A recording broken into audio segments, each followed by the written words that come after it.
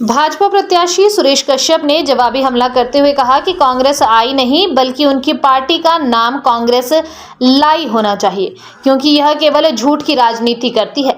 उन्होंने कहा कि कांग्रेस एक आरटीआई दिखाकर मतदाताओं में भ्रम पैदा करना चाहती है कि आपदा के समय में सांसद द्वारा कोई राशि जारी नहीं की गई, बल्कि दूसरी आरटीआई से यह सिद्ध होता है कि उनके द्वारा तकरीबन 7 लाख रुपए जारी किए गए थे। उन्होंने कांग्रेस पर पलटवार करते हुए कहा कि कांग्रेस के नेता कोरोना के समय में अपने घरों से बाहर नहीं निकलते थे, लेकिन वह बतौर सांसद जनता के बीच गए, उनकी हर संभव मदद की, जिसकी वजह से वह 3 बार कोरोना ग्रसित भी हुए। भाजपा प्रत्याशी सुरेश कश्यप कांग्रेस नेता केवल अपने घरों में बैठकर सेल्फी लेने में व्यस्त थे, उन्हें जनता से कोई लेना देना नहीं था। वहीं आज वह उनके कार्यों पर सवाल उठा रहे हैं कि उन्होंने कुछ नहीं किया। उनके द्वारा सभी आंकड़े आज मीडिया में जारी कर दिए गए हैं कि उन्होंने 5 वर्षों में कहां कितना पैसा खर्च कर, अगर कांग्रेस चाहे तो वह प्रतिलिपि उन्हें भी उपलब्ध करवा सकते हैं। उन्होंने कहा कि कांग्रेस ने जो प्रत्याशी मैदान में उतारा है उसमें केवल एक ही खासियत है कि वह 6 बार सांसद रह चुके हैं। केडी सुल्तानपुरी के पुत्र हैं। उन्होंने सुल्तानपुरी को चुनौती दी और कहा कि वह बताएं कि उनके पिता ने बतौर सांसद कितने कार्य किए, उसका लाभ यहाँ की जनता को कितना मिला। देखिए, सच्चाई ये नहीं है, सच्चाई ये है जो कांग्रेस पार्टी आज झूठ बोल रही है, जो प्रोपेगेंडा करने की कोशिश कर रही है, क्योंकि इस पार्टी का आधार ही झूठ है। इसमें क्लियरली लिखा है कि सांसद ने 94 works has been sanctioned during monsoon, out of which 7,49,000 rupees has been sanctioned for repair and restoration. It clearly shows that MP has worked, and the total amount which has been sanctioned during that period, it is 1,82 lakhs rupees 9,000. Now it is the reply of the RTI only, which was earlier the half reply was given.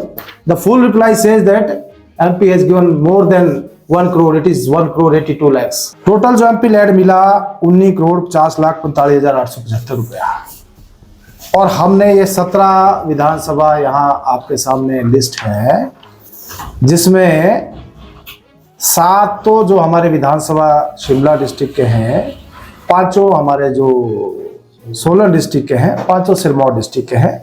ये मैं आपको भी दे रहा हूँ list. इसमें सब कुछ दिया है, और इसमें यह भी दिया है कि हमने कोविड के समय में भी काम किया। हमने झूठे बिल नहीं बनाए, कांग्रेस पार्टी की तरह झूठे बिल नहीं बनाए। हमने कोविड के समय में भी काम किया, हमने लोगों की मदद की, हमने आपदा में भी काम किया, लोगों की मदद की। ये लोग तो हेलीकॉप्टर में सेल्फियां खींच रहे थे जब हम फील्ड के ऊपर काम कर रहे थे। ये लोग हेलीकॉप्टर में सेल्फियां खींच रहे थे उस समय। और हमने आपदा के समय में भी, जब ये लोग कमरे में बंद होकर प्रेस नोट देते थे, हम लोग फील्ड में थे। 3 बार कोविड पॉजिटिव हुआ मैं, उस समय प्रदेश का अध्यक्ष था। हमने लोगों को खाना दिया, हमने लोगों को मास्क दिए, हमने सैनिटाइजर दिए, लोगों को दवाइयां मुहैया करवाई। हमारा पूरा भारतीय जनता पार्टी फील्ड में थी, लगातार काम कर रही थी। ये लोग कमरे में बैठ के उस समय जो है प्रेस रिलीज देते थे। कांग्रेस पार्टी तो बुनियादी झूठ के ऊपर, कांग्रेस आई नहीं है, कांग्रेस लाई पार्टी है। 10 गारंटियां, झूठ बोला, महिलाओं से झूठ बोला कि हम 1500 रुपए देंगे, किस महिला को मिला? युवाओं से झूठ बोला 1 लाख रोजगार देंगे, किसको रोजगार दिया? किसानों से बोला दूध खरीदेंगे, गोबर खरीदेंगे, खरीदा क्या अभी तक? बागवानों से वादा किया था कि हम तो सेब का मूल्य बागवान तय करेंगे, क्या हुआ उसका? वो 300 यूनिट फ्री बिजली कहां गई? वो लोग पूछ रहे हैं आज।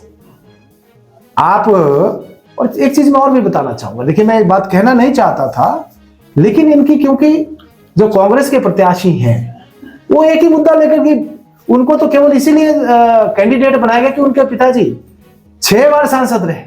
मैं इनसे पूछना चाहता हूं कि आप, मेरा कार्यकाल तो 2 साल कोविड से बाधित रहा, 3 साल में मेरे को जितना राशि मिली, कितने सारे न्यूज चैनल ने इस बात को कहा कि शिमला के जो सांसद हैं उन्होंने सबसे बेहतर काम किया और सबसे ज्यादा जो यूटिलाइजेशन उनके पैसे का हुआ। पूरी चारों संसदीय क्षेत्रों में सबसे ज्यादा एमपी लैड जो है शिमला के सांसद ने यूटिलाइज की।